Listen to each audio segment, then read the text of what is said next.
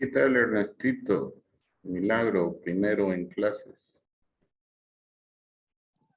Hola viejito, ¿qué dice? ¿Todo bueno? Todo bien. Esperemos Estamos unos por la calle minutos. todavía de ida a la ofi. Ya, ok. Voy a poner un video para que estés viendo hasta que llegues a tu oficina. Posi, posi.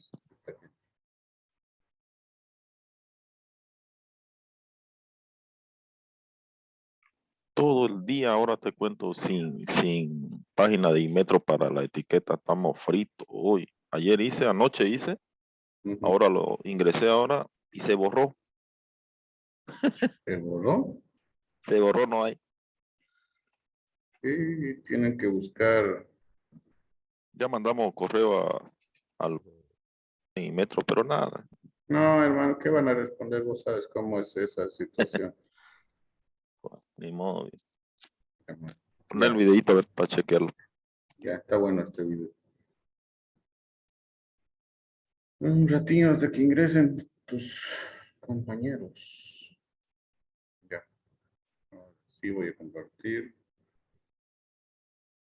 Nos distraemos un rato hasta que ingresen todos.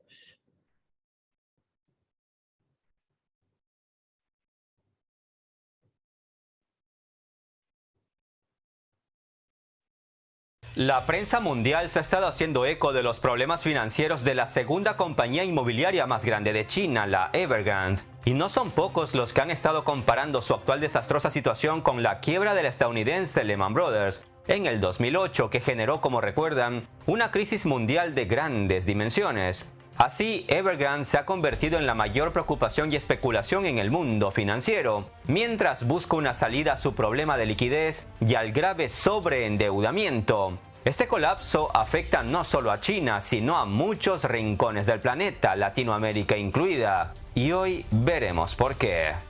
El año pasado, Evergrande evitó por poco una escasez de efectivo, pero ahora la compañía ha vuelto a estar al borde de la bancarrota. El gigante inmobiliario advirtió que es posible que no pueda hacer frente a sus asombrosas deudas de más de 300.000 millones de dólares, una cantidad que supera el PIB de países como Chile o Colombia, con lo que se convierte en la empresa inmobiliaria más endeudada del mundo. El alarmante caso de Evergrande es la mayor prueba hasta el momento del esfuerzo del presidente chino Xi Jinping para reformar a los gigantes endeudados de la economía de su nación.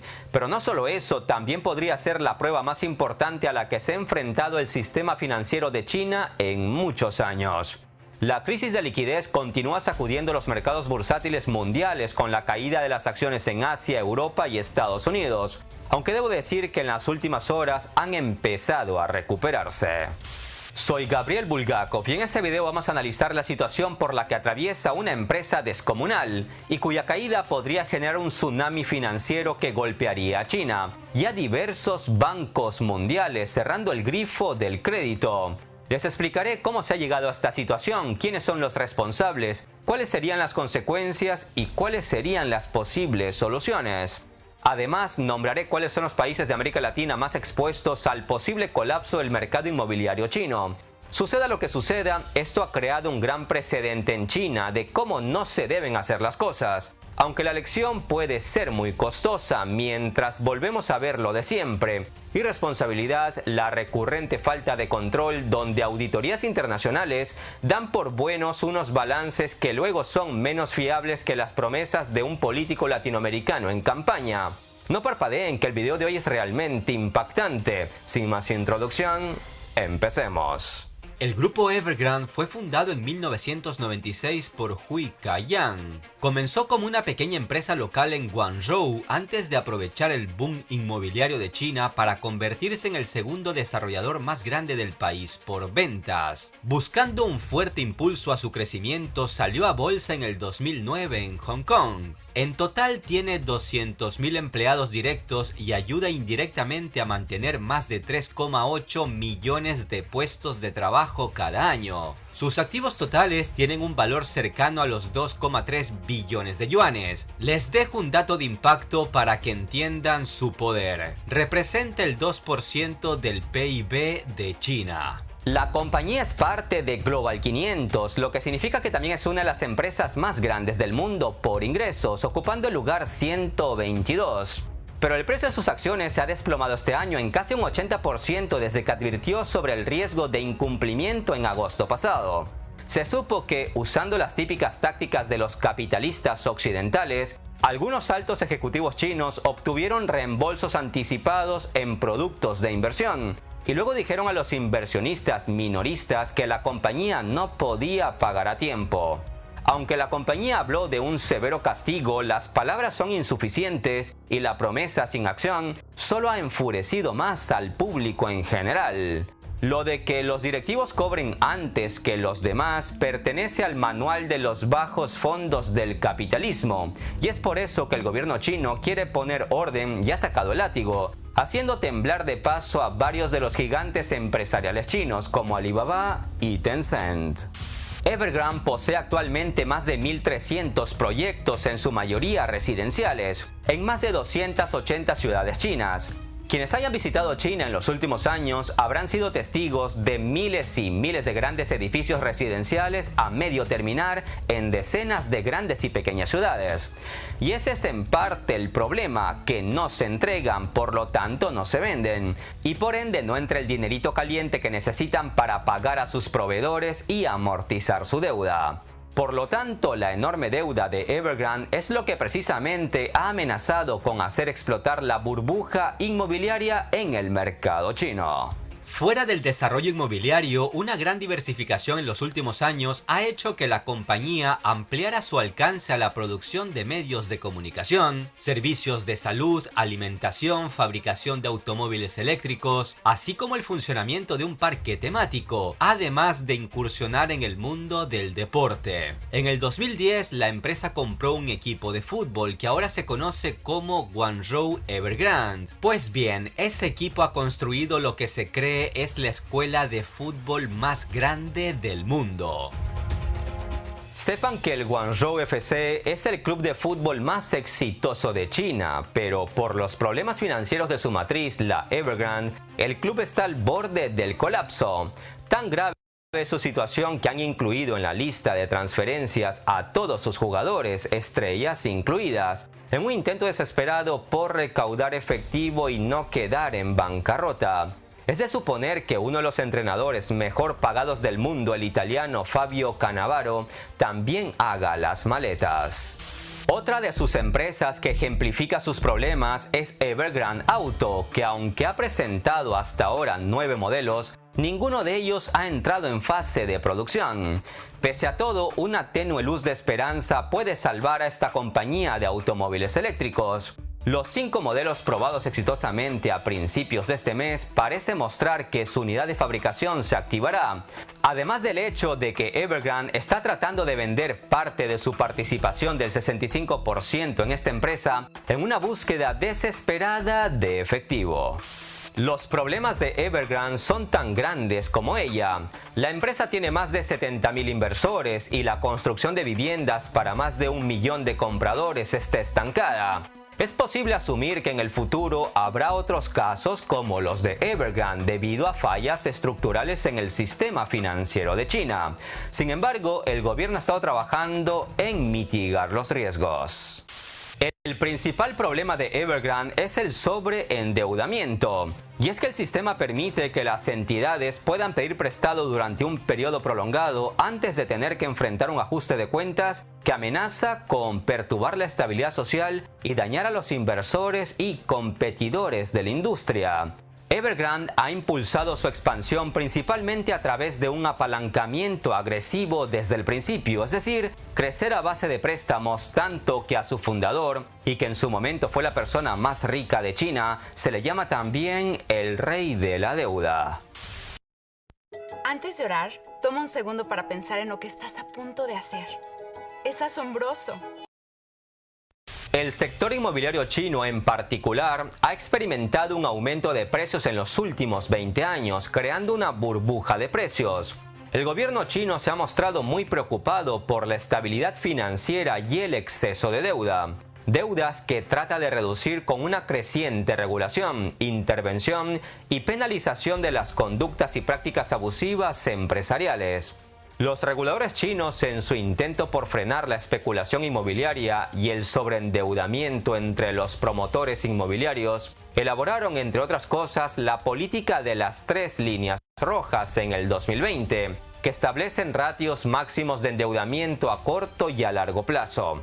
Y aunque estas medidas del gobierno chino probablemente reducirán el sobreendeudamiento de las empresas en el futuro, Evergrande tiene grandes problemas ahora y por eso el mundo está que tiembla. La compañía ya tuvo un susto de liquidez en septiembre del 2020 y envió una carta al gobierno provincial de Guangdong advirtiendo a los funcionarios que los pagos vencidos en enero del 2021 podrían causar una crisis de liquidez y potencialmente conducir a incumplimientos cruzados en el sector financiero en general. Logró evitar la crisis después de persuadir a un grupo de inversionistas para que renunciaran a su derecho a forzar un reembolso de $13.000 millones. Y como ven, estamos en septiembre del 2021 y el esquema se repite. Lo cierto es que lejos de zanjar sus problemas financieros hace un año, el problema seguía ahí, por lo que para intentar salir del hueco, hace unos meses Evergrande lanzó una promoción de ventas a nivel nacional, ofreciendo un descuento del 30% en todas las propiedades inmobiliarias, en un intento por impulsar las ventas y cumplir su objetivo de reducir la deuda a la mitad. Entre otras medidas, para apuntalar sus finanzas, vendió una participación de $3.400 millones en su unidad de vehículos eléctricos. Pero todo resultó inútil, ya que Evergrande anunció que sus planes de enajenación de activos y acciones para aliviar los problemas de liquidez no han alcanzado los resultados esperados. En general, a medida que aumenta el riesgo de insolvencia, viene el pánico y el comportamiento de los agentes de ventas, contratistas o compradores de vivienda que han realizado pagos iniciales para proyectos inmobiliarios, así como de proveedores, tenedores de bonos y otras partes interesadas. El comportamiento de todos ellos cambia de manera que ese efecto contagio socava aún más los ingresos y aumenta los gastos. Una vez que comience ese proceso, las condiciones pueden empeorar rápidamente, a menos que alguien como el gobierno intervenga para garantizar los pagos, y poco más o menos esto es lo que está sucediendo, ya que la posible desaparición de una de las empresas más grandes de China podría generar ondas destructivas en la segunda economía más grande del mundo. Pekín insiste que no va a rescatar a la empresa, por lo que se repetiría la medicina aplicada en su día a la ya extinta compañía estadounidense de servicios financieros Lehman Brothers, cuya caída produjo la crisis financiera mundial del 2008. Muchos inversores han estado exigiendo el reembolso de los productos financieros vencidos, y tanto ellos como los compradores de viviendas se han involucrado en protestas en toda China a medida que aumenta el temor al incumplimiento y la falta de entrega de las viviendas terminadas. A medida que continuaba la agitación de Evergrande, la presión sobre el sector inmobiliario chino en general iba creciendo. Los datos de agosto mostraron que las ventas nacionales de viviendas se habían desplomado un 19,7% interanual, la mayor caída desde abril del 2020, convirtiéndose en otra de las causas del problema. Los analistas han minimizado el riesgo de que un colapso de Evergrande amenace con un caso como el de Lehman Brothers, o que la crisis de liquidez congele el sistema financiero y se propague a nivel mundial, ya que solo unos $20.000 millones de las deudas pendientes se adeudan en el extranjero, y ellos, a fin de cuentas, podrán terminar reclamando su dinero en los tribunales. A un día de que venciera el plazo para que Evergrande empezara a pagar los vencimientos de su deuda, este 23 de septiembre el Banco Popular de China inyectó fondos al sistema bancario del país para apoyar a la empresa, evitar su quiebra y con esto un posible efecto contagio en los mercados. Evergrande debe dinero a unos 171 bancos nacionales y 121 empresas financieras, pero no son los bancos sus principales acreedores.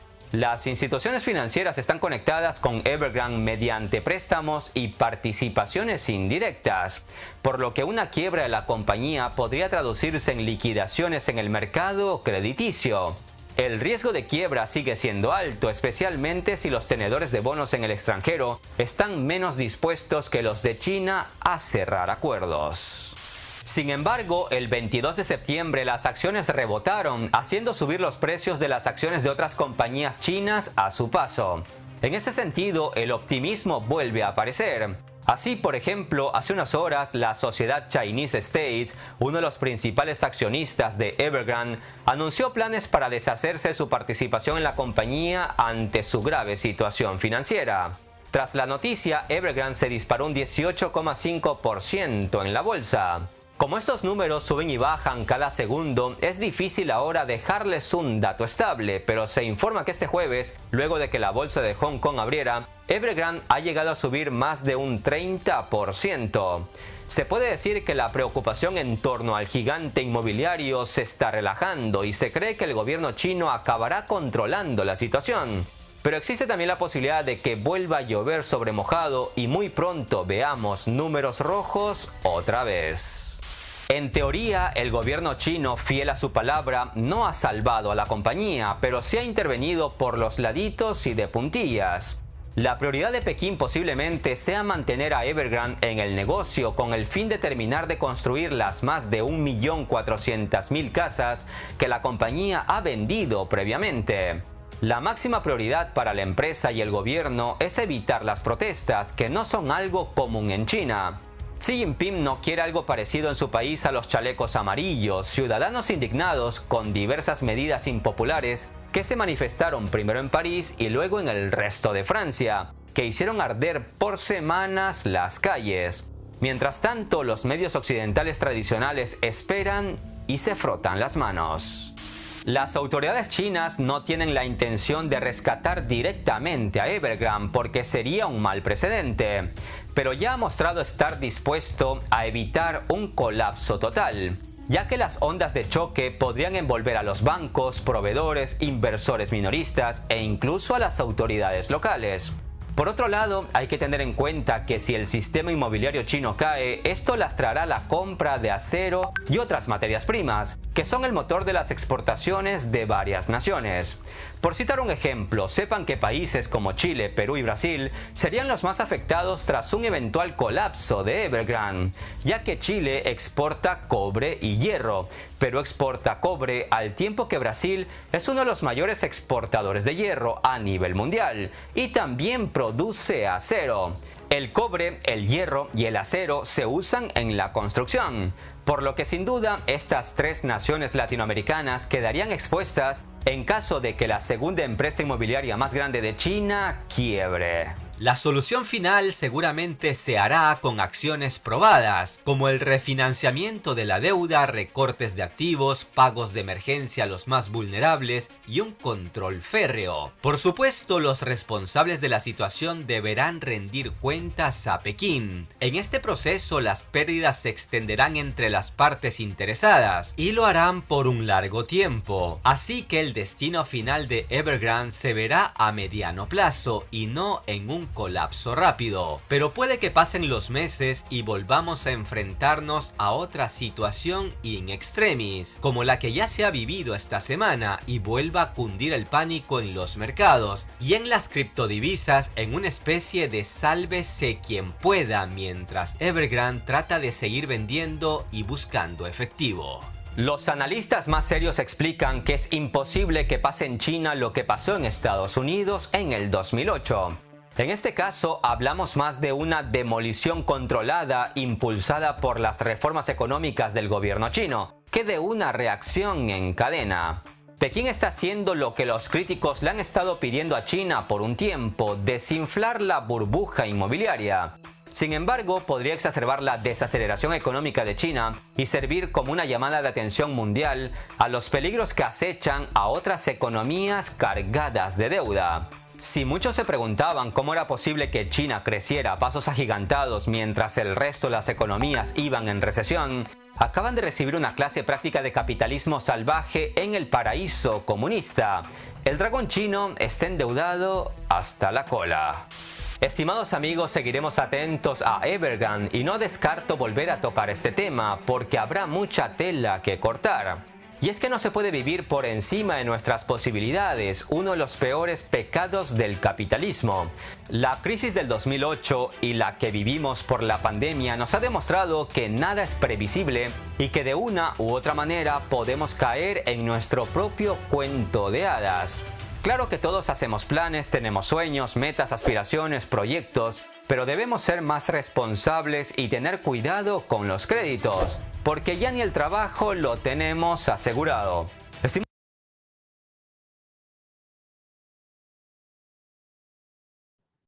Muy bien, ¿cómo están, señores? Me parece que está la mayoría. 2, 4, 6, 7. Bueno, la mayoría. ¿Qué tal? ¿Qué les ha parecido el video? Comentarios. Me gusta que comenten si es que lo han visto o si es que están bien. Buenas noches. No, Adriana. tremendo, ¿no? Porque pues la percepción que uno siempre tiene de China, que es un monstruo, que es algo, digamos que una nación muy consolidada, ¿no? Pero pues me da alegría ajena, pero qué bueno, ¿no? De mirar pues de que también ellos sientan un poco de lo que, no sé, acá en Latinoamérica siempre padecemos y pues esa dependencia que tenemos de ellos, pues por lo menos yo tenía una visión muy diferente, pensé que ellos eran tan extremadamente fuertes, pues que ninguna situación adversa podía tumbarlos fácilmente, ¿no? Pero aquí vemos que la cosa en realidad es seria también en la economía de ellos. En realidad es así, ¿no? Bueno, el gobierno en sí está queriendo solucionar todos los problemas y en China generalmente no ocasionan estas fluidez en la bolsa de valores, son las empresas que van influyendo, pero esas empresas como son multinacionales, cuando hay una afectación en China y en esas empresas multinacionales, obviamente va a afectar al entorno internacional, ¿no? Es igual que las empresas de Estados Unidos. Como comentaba, los países que exportan justamente para la construcción a China son los países de Latinoamérica, ¿no? En materia prima ¿cómo se llama esto? Aleaciones de hierro, ¿no? Que Brasil, Chile y Perú están exportando. ¿Qué más me comentan? A ver, ¿alguien más que pueda comentar algo? Buenas noches, licenciado. Alfredo. ¿Cómo está? Yo quiero preguntarle, de acuerdo a esta información, este video que vimos, tengo entendido que todas las operaciones, sean de Evergreen o cualquier operaciones, tienen algo de sociedad con el Estado chino porque no trabajan independientemente. Entonces significa que el mismo Estado está con un problema de liquidez o problemas económicos o de inflación de sus valores. No, en realidad las empresas no son del Estado. Obviamente se pueden llamar capitalistas socialistas allá en China, obviamente hay un gobierno y todo eso, ¿no? Pero son las empresas, es decir, el gobierno ahora con esta noticia está intentando ayudar a que las deudas que tienen más con las personas que han pagado por sus casas, seguramente deben también sueldos a las personas que trabajan dentro de estos edificios o estas construcciones para viviendas, está intentando apaciguar un poco, ¿no? Obviamente no les va a brindar, como aquí en algún lado, el Estado le da toda la plata para que pague sus deudas, digamos, ¿no? Como parte, por eso aquí nacionalizan las empresas, ¿sí? Y es parte del Estado, pero allá no. Allá más bien están haciendo que cumplan, ¿sí? De a poco vayan cumpliendo para que no se escandalice este problema. Es por eso que China no quiere que se cause mucha noticia respecto a sus malas noticias que hay dentro de China, ¿no? Por eso siempre hablan de que el gobierno siempre intenta impulsar o intenta ayudar cuando hay estos inconvenientes, ¿no? Y ellos se van más a la situación de la bolsa de valores a nivel internacional, ¿no? Y eso sabemos nosotros, ¿no? La fluctuación también en la bolsa de valores de empresas en Nueva York, en Brasil, en Chicago, en Europa, afecta a la economía mundial, ¿no? Ese cambio de que una empresa, por ejemplo, una multinacional va a entrar en quiebra, afecta a todos los países que están de alguna forma dentro de ese sector, ¿no? Porque hablamos de sectores generalmente. En este caso hemos visto de la empresa inmobiliaria, ¿no? En este caso. Pero, sin embargo, Estados Unidos también sufrió un proceso similar, ¿no? Hace muchos años, de perdieron, bueno, todo su sistema inmobiliario estaba sobrevaluado, ¿no? Que las casas tenían 2 o 3 hipotecas y hubo una gran crisis económica en Estados Unidos. Entonces sería una situación algo similar que están atravesando ellos, ¿no? Sí, exactamente, algo similar. En Estados Unidos ha sucedido eso. Por eso el gobierno de China no quiere que suceda lo que ha pasado en Estados Unidos, más que hay una confrontación tanto comercial como económica entre los dos países. Obviamente el gobierno va a intentar a que esto se haga una burbuja pequeña, no se amplíe para que sea más... puede que la empresa se cierre posteriormente, pero el gobierno no va a dejar de que esto fluya más y que, digamos, a los que les deben entregar su casa les devuelvan la plata, o a los que han trabajado en esas empresas les paguen su sueldo, ¿no? Eso es lo que va a hacer el gobierno chino. Eso es lo bueno del gobierno chino, ¿no? Que siempre apoya respecto a esto. ¿Algún comentario más que tengan? Muy bien, gracias Alfredo. Gracias Adriana, Mercedes, Mariana, Ernesto, Oscar, Jacqueline. ¿Algún comentario? Pues entremos en materia.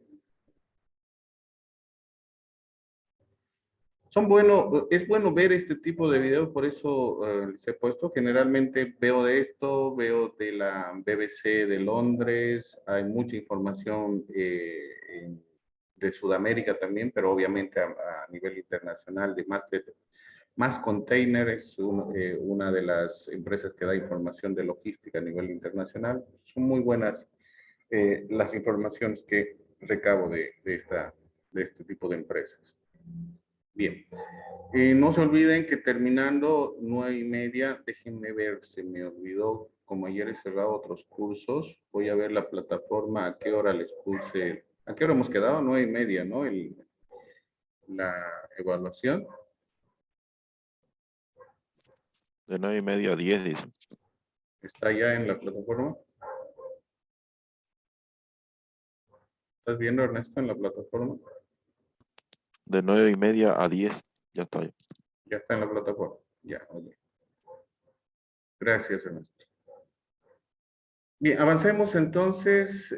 Ya está, a los que no han ingresado, el material o el video del día miércoles en la plataforma también, para que puedan verlo, pero bueno, eso ya para el examen final. De todos modos, hoy tenemos la evaluación a las 9:30 y comenzaremos. Era solamente hasta donde hemos avanzado, pero algunas preguntas de la ley y el reglamento y más de lo que hemos visto dentro de la Organización Mundial del Comercio y Organización Mundial de Aduanas.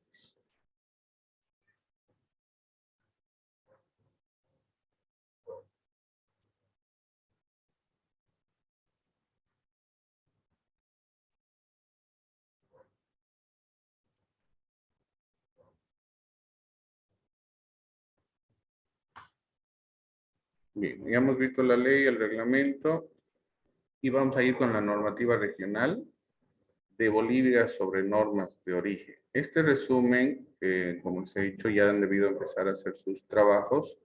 Esta normativa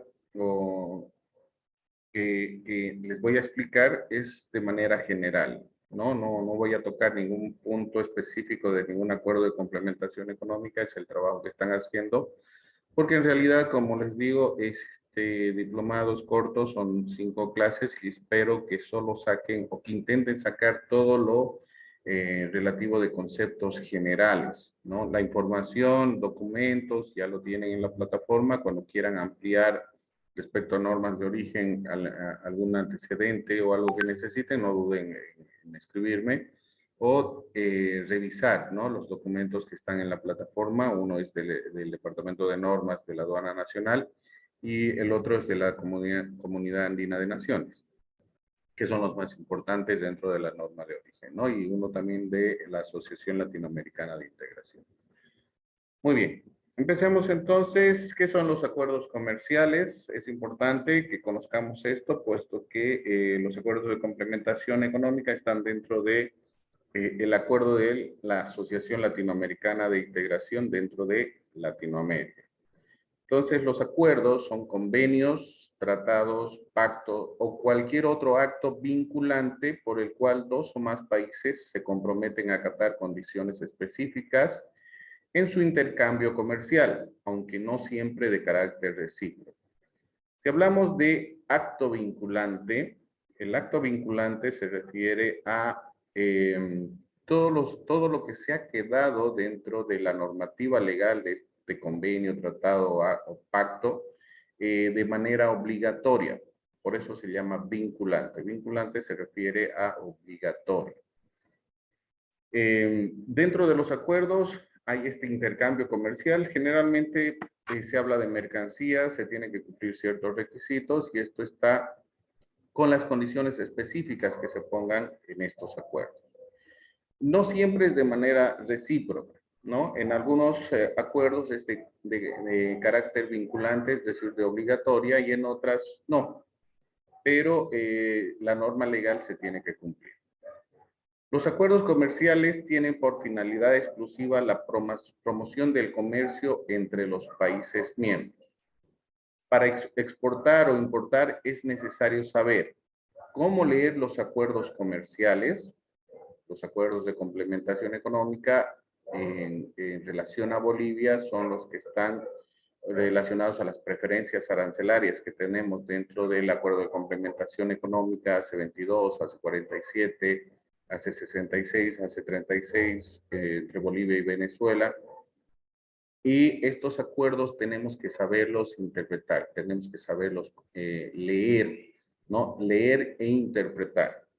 Tenemos que comprenderlos para poder aprovechar esas oportunidades de mercado para entregar las mercancías, ¿no? Tomamos en cuenta que en algún momento se ha importado mercancías de los países con los que tenemos acuerdos, pero no se ha presentado certificado de origen. Lamentablemente, por la falta de conocimiento del importador y en algún momento de la agencia despachante de aduanas, siendo un auxiliar de la función pública, ¿no? Eso me ha pasado cuando era técnico de aduana. He solicitado, bueno, no tenía el certificado de origen, pero era originario de Colombia. Yo les he preguntado, ¿viene de Colombia el certificado de origen? ¿Es obligatorio el certificado? No, no es obligatorio el certificado de origen.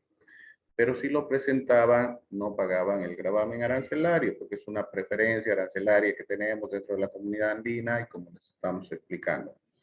Se han sorprendido, pero bueno, eso es por falta de conocimiento, ¿no? Y es importante que tanto agencias despachantes como auxiliares de la función pública y los mismos importadores o los operadores de comercio exterior conozcan respecto a estos acuerdos comerciales que tenemos. Tenemos que saber también cómo usarlos para buscar la información sobre requisitos que un producto exportable debe reunir para acceder a los nuevos mercados. Tomamos en cuenta que dentro de la nomenclatura arancelaria que tenemos, dentro de nuestro arancel de importaciones, está la parte de preferencias arancelarias, de acuerdo a la partida arancelaria, al código arancelario y al tipo de mercancía que se va a importar o exportar.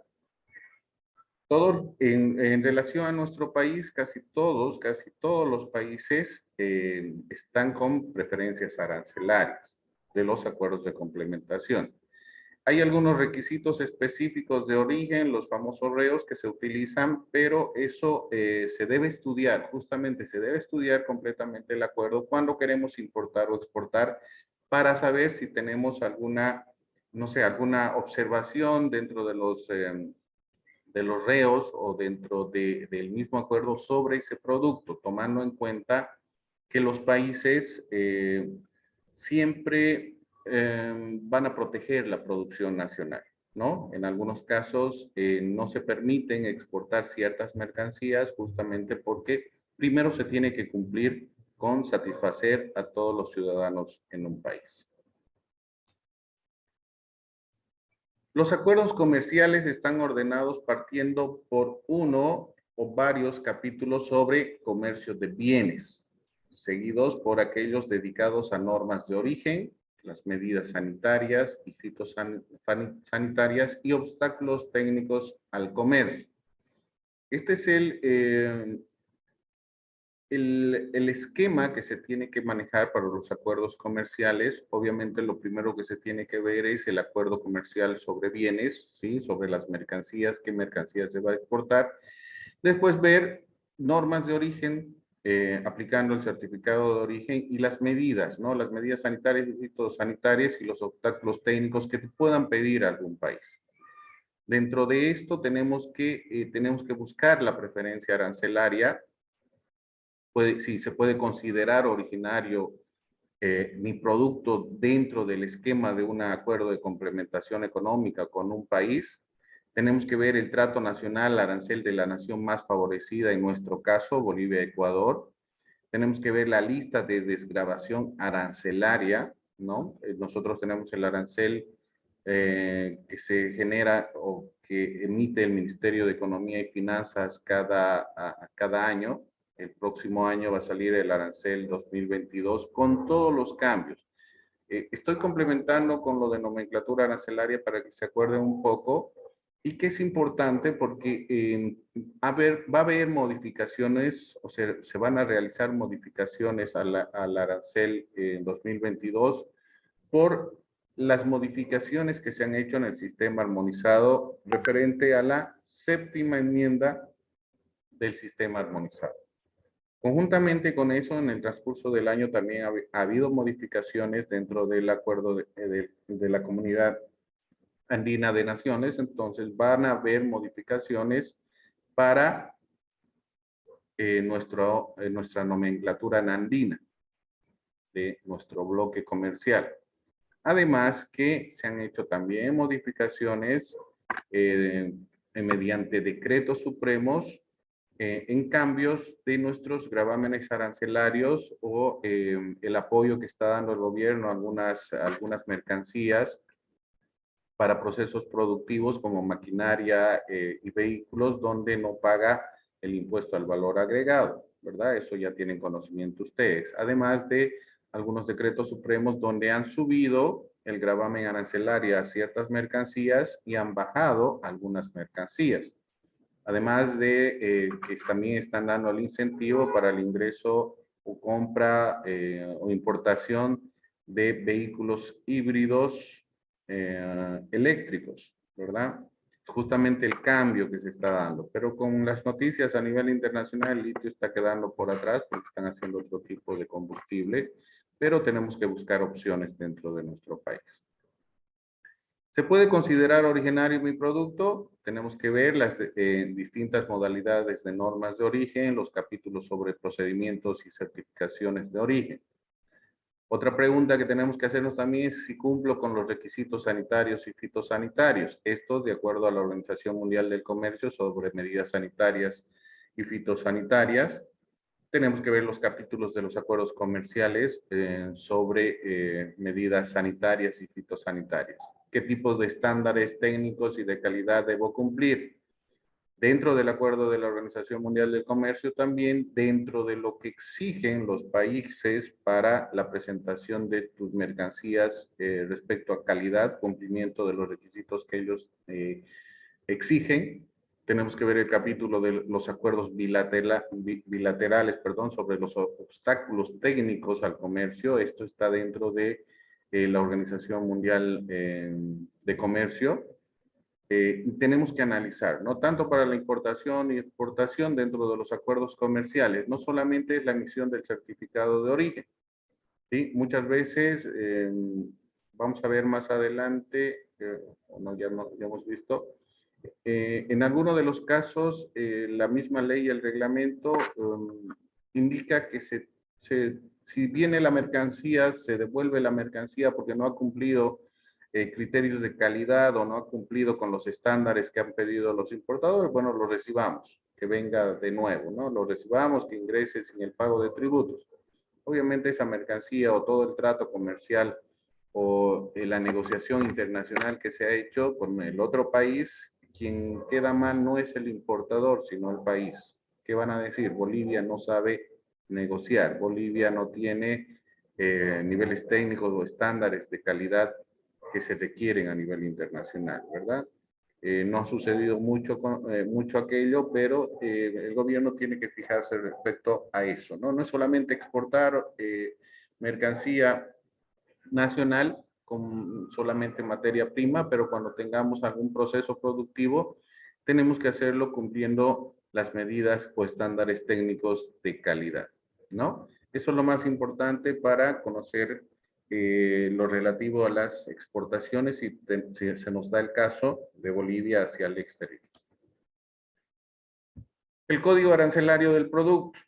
Ya estamos uniendo dos materias. En realidad se van a unir todas las materias, porque de acuerdo a la partida arancelaria, de acuerdo al certificado de origen, de acuerdo a saber qué tipo de mercancía estamos ingresando, vamos a ver regímenes aduaneros, ¿no? Si va a entrar como importación a consumo, y también vamos a ver valoración, cuánto vale nuestra mercancía. En realidad, no podemos hablar o descartar todo lo que se relaciona a la normativa legal respecto a una importación. Ustedes, tomemos en cuenta, yo siempre voy a hablar del aspecto operativo que tenemos en una aduana nacional. En la aduana nacional, cuando ingresa una importación o quieren hacer una exportación, no solo van a hablar de certificado de origen. En una importación, cuando la agencia despachante solicita la documentación al importador, tiene que presentar todo lo que se requiere para que la aduana nacional pueda revisar de una forma que no haya contravenciones, no haya omisiones de pago, no haya comisos de las mercancías, ¿no? Entonces, es una operativa que se hace a nivel nacional, ¿sí? Si es una importación. Entonces, tenemos que tener en claro toda la normativa legal respecto a una importación. Para consultar la preferencia de un acuerdo comercial y sus condiciones de acceso a un mercado, es necesario conocer cuál es el código arancelario del producto. Lo hemos visto en nomenclatura, ¿sí? El código arancelario de un producto es la subpartida arancelaria, en nuestro caso son 10 dígitos que se utiliza, más el 11avo del sistema SIDUNEA, que yo creo que el próximo año, ya estamos a poco, el 31 de diciembre se tiene que emitir o se tiene que sacar la resolución de el nuevo arancel de importaciones 2022, ¿no? Estamos cerca.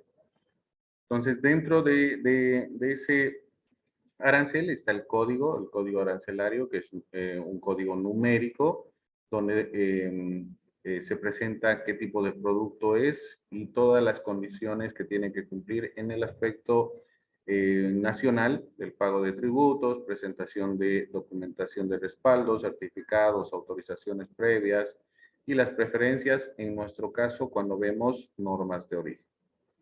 Para clasificar un producto de manera global, la codificación arancelaria de productos está basada en el Sistema Armonizado de Designación y Codificación de Mercancías, el SATCOM, el Sistema Armonizado, el SA, que es lo mismo, ¿no? En algunos textos van a ver SATCOM, que es, bueno, las siglas del Sistema Armonizado de Designación y Codificación de Mercancías. En otros van a ver solo SA, obviamente en libros de comercio exterior o en noticias de comercio exterior, ¿verdad? La nomenclatura arancelaria de la Comunidad Andina utiliza como base el sistema armonizado, que se encuentran a 8 dígitos. Tomemos en cuenta que si hemos hablado del sistema armonizado de designación y codificación de mercancías, hablamos hasta el 6º dígito, donde incluye el capítulo, partida y subpartida del sistema armonizado. Estos 6 dígitos o 6 códigos son a nivel mundial, a nivel internacional, ¿sí? No debería haber modificación en los primeros 6 dígitos en todo el mundo. Se ha hecho de una manera para que sea entendible en todos los países, por eso la mayor parte de los países está dentro del acuerdo sobre el sistema armonizado. Tenemos que analizar completamente las reglas generales de interpretación, las notas legales de sección, de capítulo, de partida y subpartida. ¿Sí? Tomando en cuenta esto, la Comunidad Andina toma el sistema armonizado y aplica 2 dígitos más para el arancel Nandina, utilizado en la Comunidad Andina. Nosotros somos parte de la Comunidad Andina. y vamos a utilizar el arancel andina a los 8 dígitos, ¿sí? Bolivia utiliza como base su arancel andina. Se encuentra a 10 dígitos. Tomemos en cuenta que dentro del sistema armonizado hay notas, notas de sección, notas de capítulo. También tenemos notas complementarias regionales y tenemos notas complementarias nacionales. Si hablamos en forma de grade, el arancel del Estado plurinacional, el arancel de importaciones de Bolivia, no tiene que modificar absolutamente nada a los 8 dígitos de la comunidad andina, del arancel andina o de la nomenclatura andina de la comunidad andina. De la misma forma, la comunidad andina o la nomenclatura andina no tiene que modificar absolutamente nada de los 6 dígitos o de todo lo que se estipula en el sistema armonizado a 6 dígitos. El sistema armonizado ha dejado a todos los países, a todos los bloques comerciales que podamos utilizar los siguientes dígitos para utilizarlo en nuestros países, ¿verdad? Si hablamos de 8 dígitos y 10 dígitos dentro de la comunidad andina, aún la comunidad andina no tiene un arancel externo común como lo tiene el Mercosur. El Mercosur a 8 dígitos lo manejan los 4 países que son miembros plenos del Mercosur. ¿Qué quiere decir que tienen un arancel externo común? Que los gravámenes que cobran los 4 países tienen que utilizarlo para el resto de los demás países, ¿sí? En nuestro caso no tenemos aún un arancel externo común que aún se está manejando, se está analizando dentro de la comunidad andina. Se va a llamar ARIAN, ya está en plena elaboración. Vamos a tener de aquí a un tiempo un arancel externo común y vamos a manejar, vamos a trabajar solo con 8 dígitos, ¿no? Veremos cuándo. Pero por el momento Bolivia utiliza los 10 dígitos del arancel de importaciones del Estado Plurinacional de Bolivia, ahora se llama así, y el 11º dígito que ha solicitado la aduana nacional para poder diferenciar algún tipo de mercancía, darle algún privilegio, etcétera, ¿no? Para la exportación o importación se deberá consultar el arancel aduanero de importaciones de Bolivia de la gestión en curso a fin de poder determinar el código arancelario del producto, ¿sí? Estamos viendo un ejemplo en esta sección, productos del reino vegetal. En la sección 2 estamos viendo el capítulo 10, cereales, la partida, su partida nacional, su partida del sistema armonizado. ¿Sí? Si hablamos de la subpartida nacional, estamos hablando de 10 dígitos. La subpartida del sistema armonizado, 6 dígitos. La partida, 4 dígitos. El capítulo son los primeros 2 dígitos, ¿no? Esto ya lo hemos visto en nomenclatura, pero es necesario que tomen en cuenta que dentro del arancel de importaciones están las preferencias arancelarias referente a lo que estamos viendo en normas de origen. Este es el arancel, ¿sí? Este es el arancel aduanero de importaciones del Estado Plurinacional de Bolivia 2020. Vean la parte derecha donde están las preferencias arancelarias, justamente de todos los acuerdos que estamos, que vamos a hacer el trabajo práctico, que vamos a comentar, porque en realidad lo que voy a hacer es hablarles de manera general referente a todo lo que se refiere a normas de origen, pero ustedes están haciendo el trabajo respecto a el acuerdo de complementación económica 66, que es con México, el acuerdo de complementación económica 22, que es con Chile. Tenemos el de la Comunidad Andina de Naciones, que no tiene ningún número, es solo CAN, ¿sí? Cuando alguna agencia despachante tiene un certificado dentro de la Comunidad Andina, solo pone esta inicial, CAN, para preferencias arancelarias. El acuerdo de complementación económica 36, Mercosur, ¿sí? para que veas. Aquí debería venir Mercosur. No, es AC36, sí tiene su numerito. El AC47 con Cuba y el acuerdo bilateral con Venezuela. Venezuela se ha salido de la Comunidad Andina de Naciones, entonces independientemente se ha hecho un acuerdo para preferencias arancelarias. Dirán, ¿por qué dividido? Porque el acuerdo de complementación económica AC22 se hacen las revisiones mediante protocolos y se pueden ir cambiando protocolos de acuerdo a cada reunión que se realiza. El AC66 generalmente es por la autocertificación. Tomen en cuenta que qué importante es analizar, saber la correcta partida arancelaria dentro de la nomenclatura, ¿sí?, que ustedes han llevado para determinar la descripción de la mercancía, qué tipo de gravamen va a pagar aquí para importación, qué tipo de documentos adicionales para el despacho necesita, autorizaciones previas o certificaciones, la normativa legal de acuerdo a la entidad que va a emitir este certificado. Hemos visto metrología, la unidad de medida a la que se va a aplicar dentro de este código arancelario, que va a cumplir todos estos requisitos, ¿no? No es obligatorio la presentación del certificado de origen, como les he mencionado anteriormente. Pero si lo presentan, obviamente se van a acoger a la preferencia arancelaria dependiendo del país de donde esté viniendo la mercancía, siempre y cuando esté dentro de estos acuerdos, dentro de Latinoamérica, ¿verdad?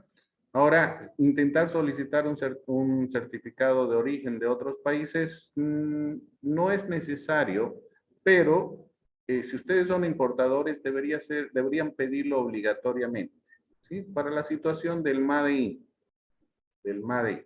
porque si alguien exporta de Estados Unidos, tiene que demostrar, tiene que ver cuál es el país de procedencia y esa mercancía que está importando, de qué origen es. Ese es el Made in.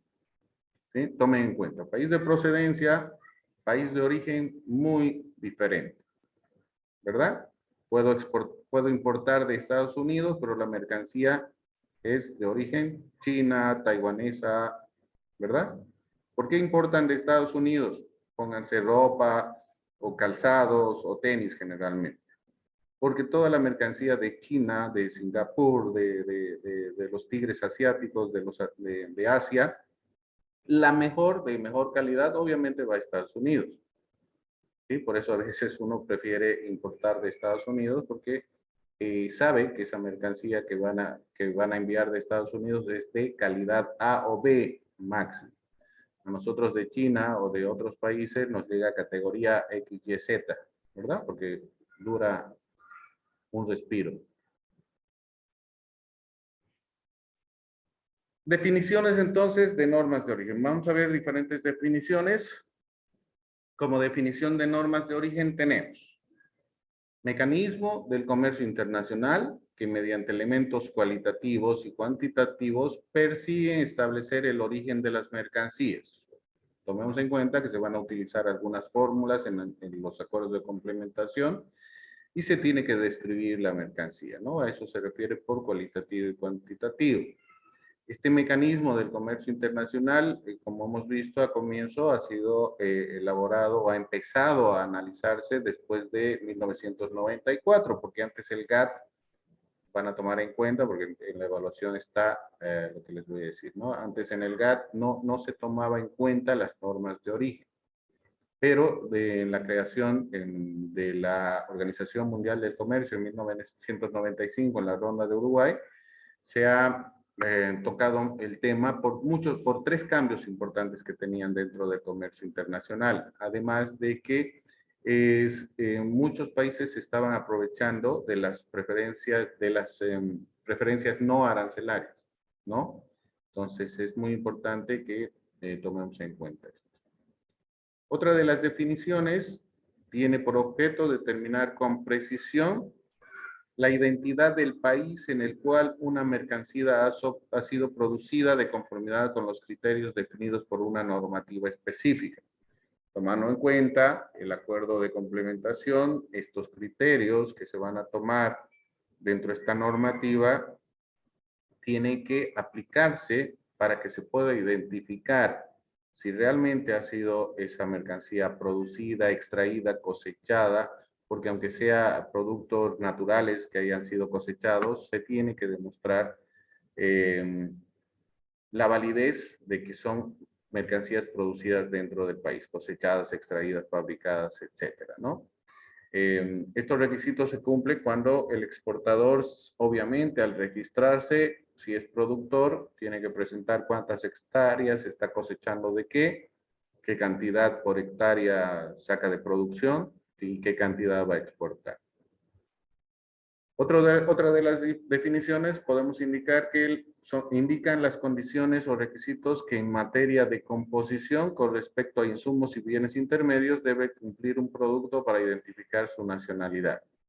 Vamos a ver más adelante que independientemente se tiene que tener condiciones. Si es que traemos mercancía, como les he mencionado ya en la ley y el reglamento, si traemos mercancías de terceros países que no son miembros del acuerdo, ¿cómo podemos saber o qué tenemos que hacer para identificar si corresponde a mercancía que tiene como estatus originaria de un país? Si ha habido un proceso productivo, qué cantidad de insumos ha utilizado para que puedan fabricar un bien. Y esto se tiene que cumplir de acuerdo, valga la redundancia, a los acuerdos de complementación económica que estamos analizando. ¿Hasta aquí alguna consulta?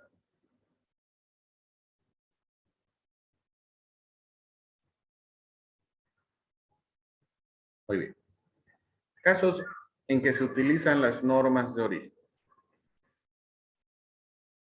Para que se den cuenta, todo lo que estoy mencionando, si bien se está ampliando, es lo mismo que hemos tocado en los temas o en la norma general de la Organización Mundial de Aduanas, ¿verdad? Lo mismo. Entonces, en sus mismos acuerdos, cuando ustedes vean cada uno de los acuerdos de complementación en el trabajo que están viendo, hoy va a estar lo mismo, pero lo van a ampliar. ¿Por qué? Porque ya lo manejan de acuerdo a la operativa que van a hacer entre diferentes países. Es como les he explicado, la ley, el reglamento, ¿sí? Para que podamos entender o podamos realizar un régimen aduanero como el régimen de importación a consumo, fuera de la ley y el reglamento, ¿qué tenemos que hacer? Un procedimiento. En este caso, ya se llama aquí reglamento de importación a consumo, ¿verdad? Entonces, ese reglamento amplía y generaliza qué es lo que tienes que hacer dentro de la administración aduanera o la administración aduanera, qué es lo que tiene que hacer en ese proceso de importación a consumo, ¿verdad? Además, fuera de ese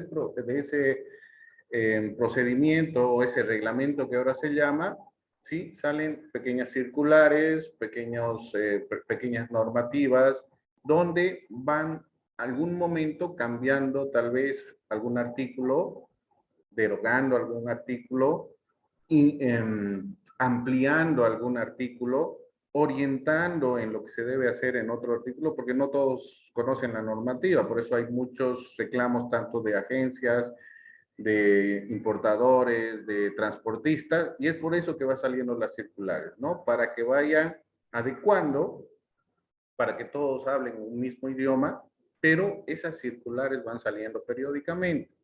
Y eso es lo que tienen que hacer para irse actualizando. ¿Sí? Estoy hablando, siempre voy a hablar del aspecto nacional de Bolivia, en el aspecto operativo. Pero de la misma forma, en el aspecto internacional, hablamos de la norma que hemos visto de la Organización Mundial de Aduanas y ahora estamos viendo mínimamente los conceptos generales que vamos a aplicar, y en los acuerdos de complementación económica van a ver que lo van a ampliar, pero tocando los mismos temas. Obviamente ya más en el punto específico. Es por eso que cuando vean el acuerdo de complementación económica, aunque pareciera más sencillo por la autocertificación, el AC66 es el más complejo porque utilizan varias fórmulas para poder determinar como originaria una mercancía, ¿no? En el aspecto de las cantidades de insumos que se va a utilizar, o el porcentaje en valor sí, valor FOB, del valor de las mercancías, entonces eso ya son cambios sustanciales, ¿no? Pero como se dan cuenta, ¿sí? De una norma específica se crea otra y la otra va ampliando y ya cada una la maneja para un aspecto operativo, para que se pueda entender qué tienen que hacer, cuáles son las instituciones, cómo tengo que mover mi mercancía, etcétera. ¿Ok? Entonces, de esa forma se tiene que entender las normativas. Dentro de la ley y el reglamento siempre van a haber procedimientos o reglamentos, además de circulares y toda la normativa donde ustedes tienen que estar actualizados. Por eso tienen la página de la Aduana Nacional donde sale todas las circulares. Los que trabajan en agencia igual tienen su cámara, tienen su página de la cámara donde la misma información de la aduana lo suben en su plataforma, ¿no? De la Cámara de Despachantes. Casos en que se utilizan entonces las normas de origen. Al aplicar medidas e instrumentos de política comercial, tales como los derechos de antidumping y las medidas de salvaguardia, ¿no? Los derechos antidumping o medidas de salvaguardia es para proteger la producción nacional, tomando en cuenta que el dumping son medidas que no están vistas a nivel internacional, pero muchas empresas multitransnacionales lo utilizan.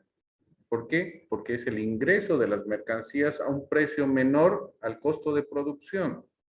¿Qué quiere decir? Si mi mercancía vale 100 bolivianos, la producción $100, pongámosle $100 la producción, yo lo voy a meter a Bolivia a 70 para que me compren rápido, ¿sí? Si tengo una multinacional. Es una especie de propaganda para que vayan conociendo el producto. Las empresas grandes, multinacionales, sí pueden hacer eso, porque lo que pierden tal vez al ingresar esos productos con el menor costo de producción en Bolivia, lo recuperan en los otros países donde tienen ventas, ¿verdad? Sí, es una buena estrategia de marketing, pero que en el comercio internacional está mal vista, está vista como el dumping, ¿sí? Y por eso los países agarran estos derechos o agarran el antidumping, intentan cubrir toda esta situación, ¿no? Con medidas de salvaguardia. Podemos tocar que estas medidas son la subida de los gravámenes arancelarios en nuestro caso, en nuestro país. Pero si analizamos, y lo analizo, mi criterio, si subimos más, no traen ya los importadores, subimos el gravamen arancelario de ciertas mercancías que ni producimos, o que si producimos son de mala calidad y no exportamos, ¿verdad? ¿Qué vamos a proteger? Vamos a proteger al contrabandista porque ya no están importando, porque me están pidiendo autorización previa, me están pidiendo certificación, me están pidiendo ahora este nuevo procedimiento para los, se me fue, ¿qué era? Para las etiquetas de etiquetado, etcétera. Sí, me están pidiendo todo. Entonces, ¿para qué voy a importar? Me haré traer con uno de estos, ¿qué les dicen a los contrabandistas? Y se me fue también. Piloteros, exactamente. Me hago traigo un pilotero y listo, ¿no ven? Entonces, bueno, me he ido a otro punto, pero en realidad ese es el problema, ¿no? El gobierno no analiza esa situación, en vez de poner medidas de salvaguardia a nuestros productos, subiendo y pidiendo más requisitos, está empeorando, ¿no? Porque justamente, ¿qué estamos exportando, como les digo, ¿no? ¿Qué exportamos? Muy bien, saltemos el punto porque si no, nos enojamos. Al determinar si se dispensará a los productos importados el trato de la nación más favorecida, un trato preferencial. Esto se utiliza, lo vamos a ver más adelante, porque dentro de nuestra misma comunidad andina de naciones, obviamente los países de Latinoamérica tienen el trato a la nación más favorecida y Bolivia y Ecuador dentro de la comunidad andina son considerados como países menos desarrollados. Entonces, nos dan un poco más de privilegio, ¿no? Lo vamos a ir viendo más adelante.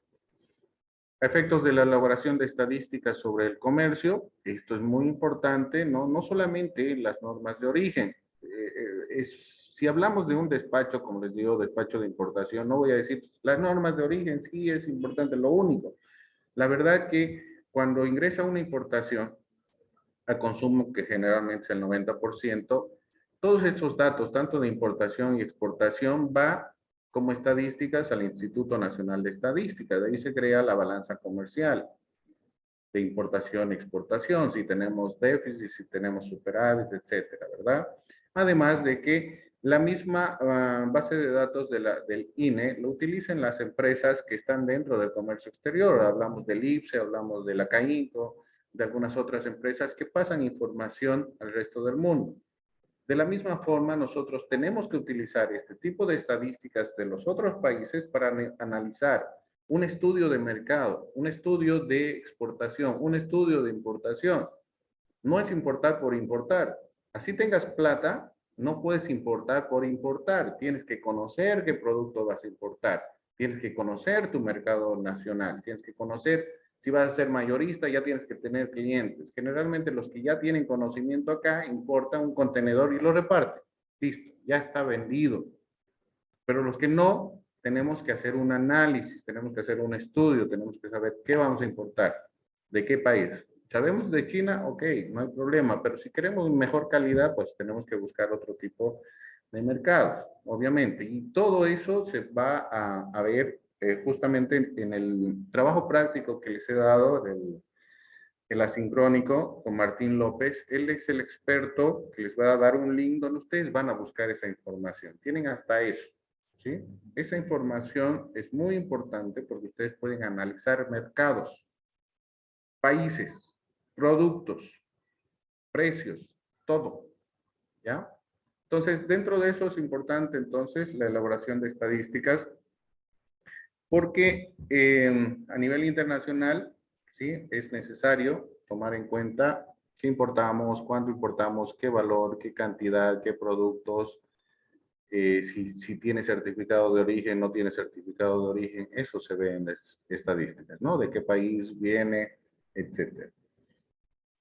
Al aplicar las prescripciones en materia de etiquetado y marcado, ya hemos visto dentro de la Organización Mundial de Aduanas justamente esto, ¿no? Y yo creo que respecto a este punto se está aplicando ya dentro de la comunidad andina esta nueva normativa sobre etiquetado y marcado.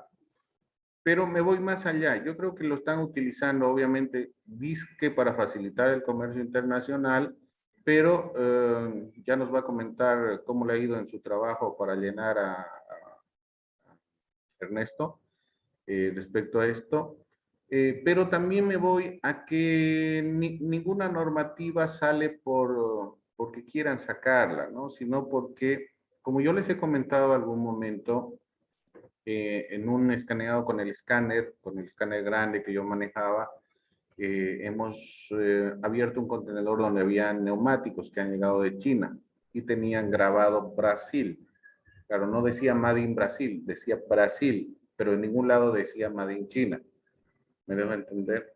Entonces yo creo que tal vez como la aduana, yo ex aduanero he encontrado esa anomalía, esa informalidad, ese querer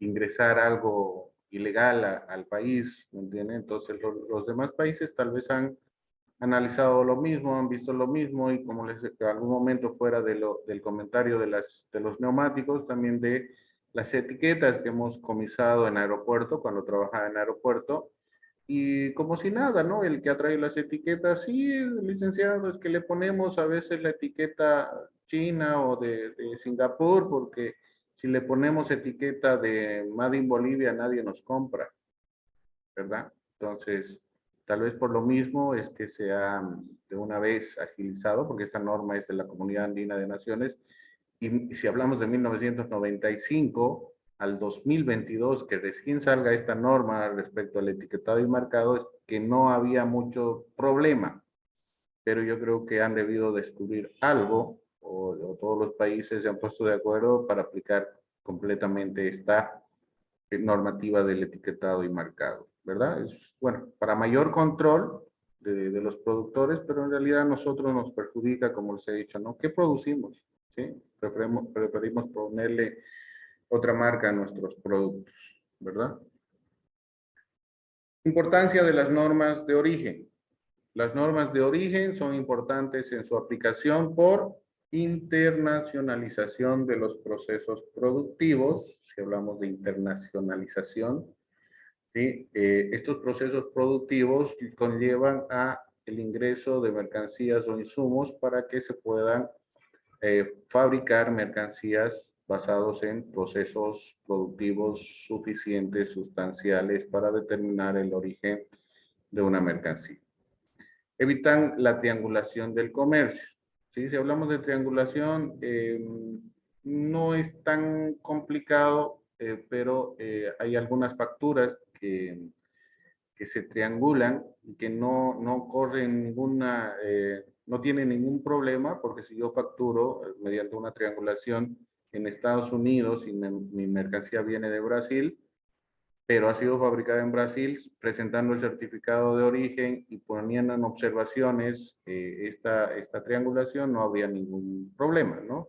Pero evidentemente en cada uno de los países se tiene que certificar de acuerdo con todas las características que se han utilizado dentro de la normativa, el origen de las mercancías, ¿no? De un país. Se aplican en cada una de las operaciones comerciales realizadas en el marco de un acuerdo comercial. Limitan el alcance de las concesiones acordadas y hay una imperiosa necesidad de los operadores comerciales de conocer las normas de origen. Esto es importante porque lo que les comentaba, ¿no? Anteriormente, cada país hacía lo que veía conveniente mediante sus normas de origen.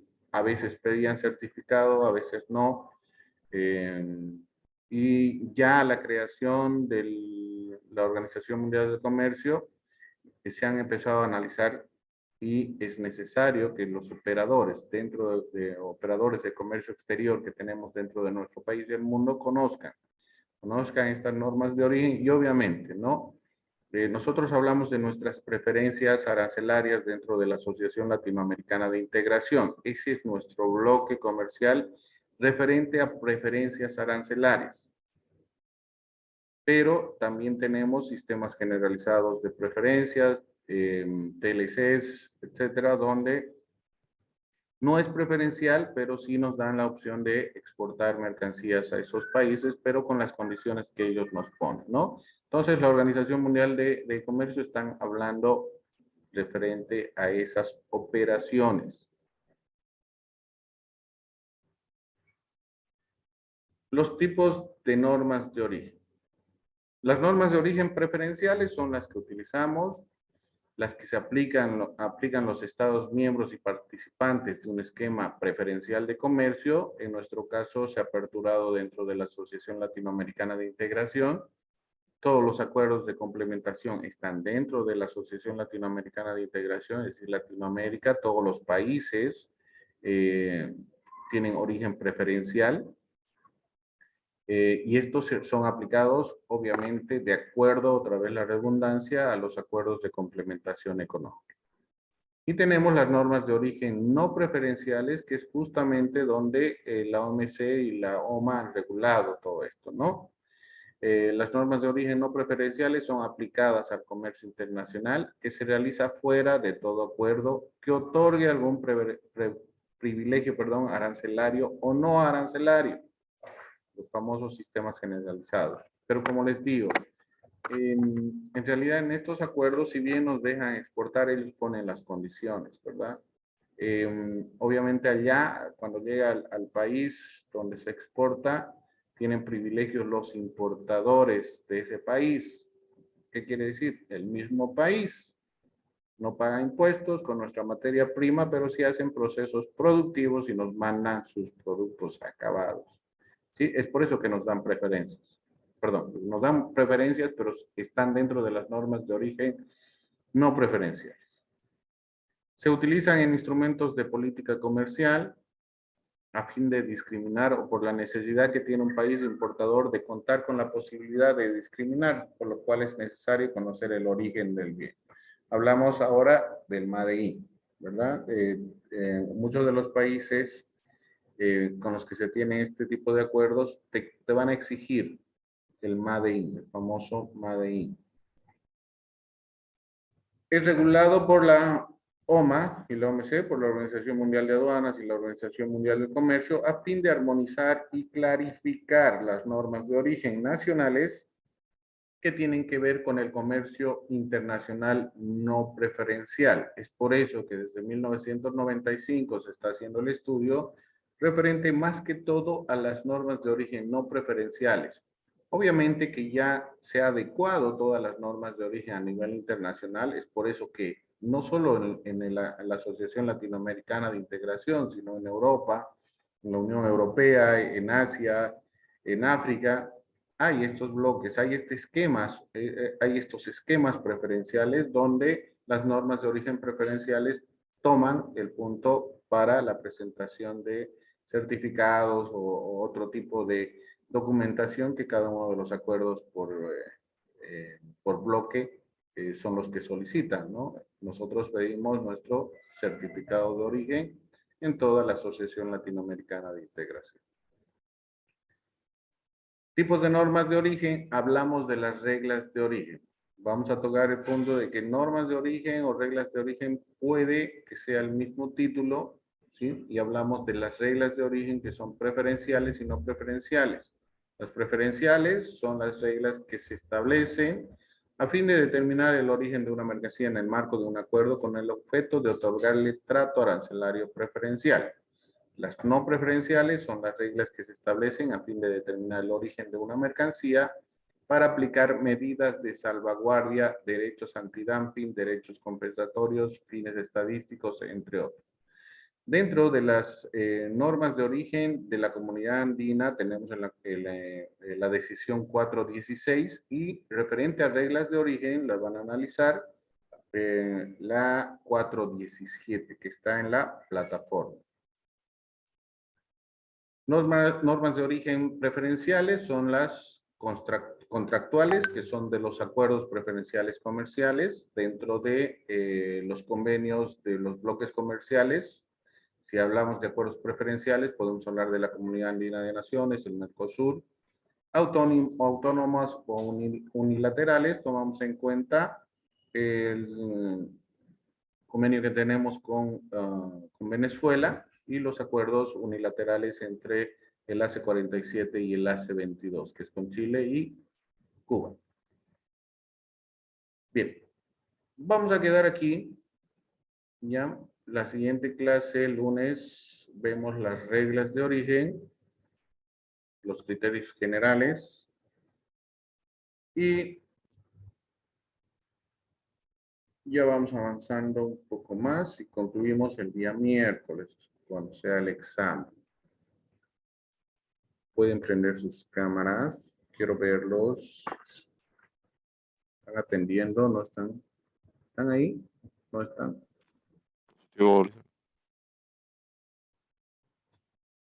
Creo que todos se fueron a comprar caras. Ah, recién han llegado, ¿no? Si pregunto, ¿me responden? Capaz que me digan en el examen, seguramente. Lice, yo tengo una duda acerca de las reglas de origen. Y no Sí. estamos hablando de lo mismo de reglas de origen a normas de origen, porque estoy haciendo el trabajo y en el tema del ACE 66 habla de las reglas de origen. Ujú. Estaba buscando acerca de las normas de origen. Sí, en algunos acuerdos, reglas o normas lo consideran lo mismo. Es por eso que en la Comunidad Andina las normas de origen están en la decisión 416 y las reglas en la decisión 417. Pero normas o reglas, si es que están en algún acuerdo, es lo mismo. Esa duda tenía, muchas gracias. Listo, Mercedes. Sí, hasta yo tenía esa duda cuando empezaba con normas o reglas.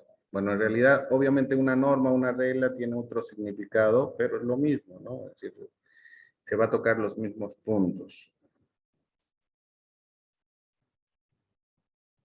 ¿Alguna otra consulta antes de que llame lista? Mariana. Presente, profe. Estoy intentando encender mi compu y no puedo. Para poner mi cámara.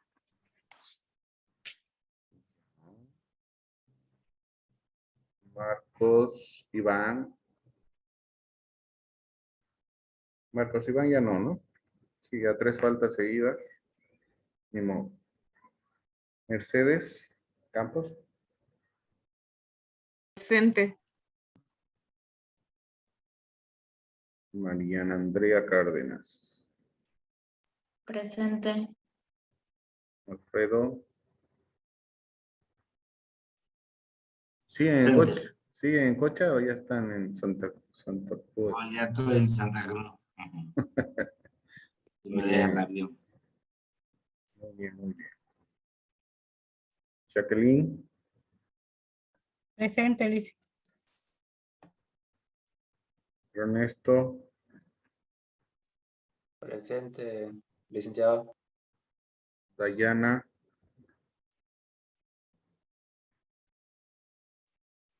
Dayana García. No está, ¿no?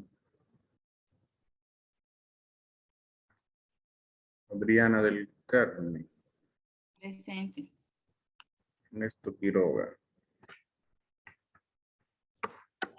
Presente.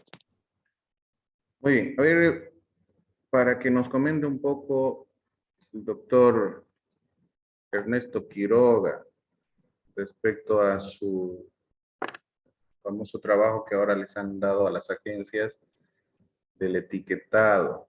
A ver, comentarnos cómo va el trabajo, Ernesto, un poquito. Está yendo. Está mal la página ahorita de Inmetro, no se puede hacer nada. Ha estado toda la tarde, así que no carga nada. Por último, ha estado con falla porque yo avancé harto anoche, por ejemplo. Y ahora en la mañana quise abrirlo y ya no estaba ya. Se borró. Y todo es uno por uno, ítem uno por uno. Entonces no están permitiendo subir archivos Excel. Entonces eso hace demorar más, pues, ¿no? Estar subiendo uno por uno. Si uno ya la tiene la factura en Excel, digamos, sería más fácil subirlo, pues, ¿no? Como la DAP, digamos. Trabajar la línea y a subirlo, ¿no? Pero, ni modo.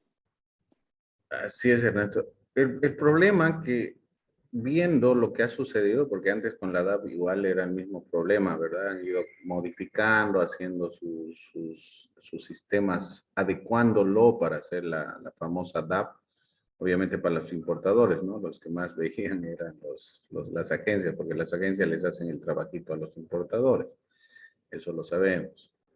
Pero ya sabiendo este pequeño inconveniente, obviamente se ve que Inmetro no tiene coordinación con la aduana nacional o no.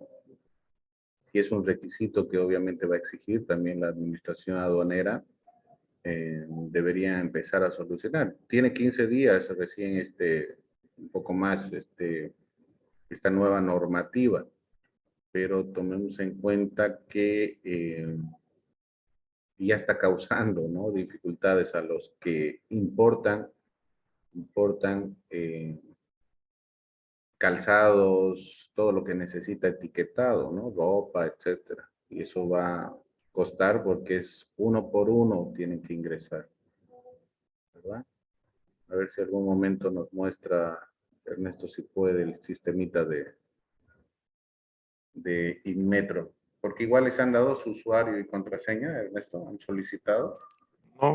No, ¿Está para abierto? eso, por ejemplo, para importadores, se coloca su NIT y el correo electrónico del importador con el que se empadronó. Luego hay que registrar su tienda comercial, comercializadora, su dirección, teléfono, y listo. Y de ahí ya uno puede ir generando la declaración, digamos.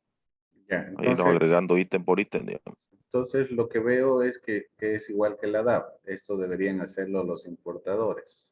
Exacto. O sea, en teoría debería ser el importador, pues él es el que sabe los datos, digamos, de la etiqueta, ¿no? Porque coordinan directamente con su proveedor.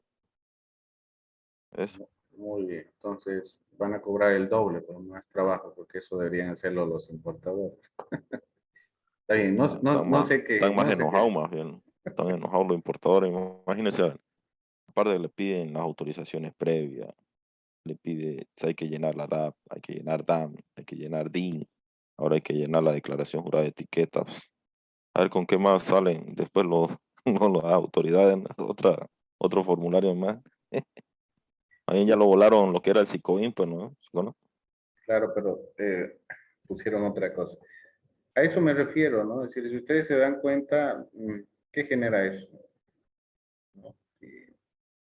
Más contrabando. Más contrabando, obvio. Uno a los importadores y Burocracia. otro. Claro, la burocracia justamente genera todo esto, pero nadie quiere y aquí no somos... Es que el problema que en Bolivia tiene como 32 impuestos, 32 cosas que tienen que hacer ante impuestos, tanto aduana y impuestos nacionales. En otros países son 2 trámites que hacen a nivel de todo, listo. Y es muy burocrático y es por eso que la gente se cansa.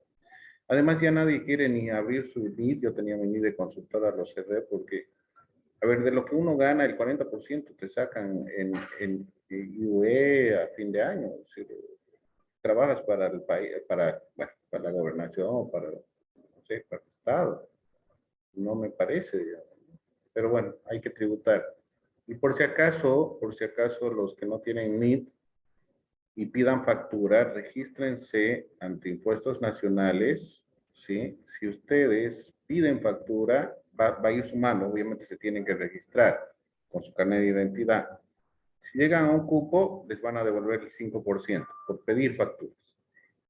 ¿Sí? Por lo menos recuperaremos pidiendo factura. ¿Sí? Eso no está mal, digamos, ¿no? Sí hay que pedir factura porque... Pero a los que pagan sus facturas a fin de año es pesadito, ¿no? Lo que se paga y el trámite, y si no, multas, y la multa se queda para el siguiente año. Ya mejor no hablemos de eso, vayan a descansar un rato y entren a su evaluación a las 9:30, ¿ya? Que tengan un buen fin de semana, señores. Nos vemos el día lunes, ya para avanzar un poco más, y el miércoles el examen final. Su trabajo, bueno, para los que no estuvieron, gracias a la intervención del doctor Ernesto, bueno, de todos, el día miércoles se presenta los 2 trabajos, ¿ya? El día miércoles hasta las 11. Ya el jueves califico y paso sus notas. ¿Listo? Nada más, si tienen alguna consulta, pregunta. Nada. Vayan a comer caras antes del examen. Provecho. Que estén bien. Facilita el examen, ¿no? Sí, está fácil. Para los que han entendido. Y lean bien. Lean bien. Una palabrita puede cambiar todo el sentido de la palabra. Digo, de la frase. ¿Ya? Bendiciones entonces. Nos vemos el día lunes. Hasta lunes, Lisa. Chao. Hasta lunes, hasta luego. Hasta lunes. Buenas noches. Buenas noches.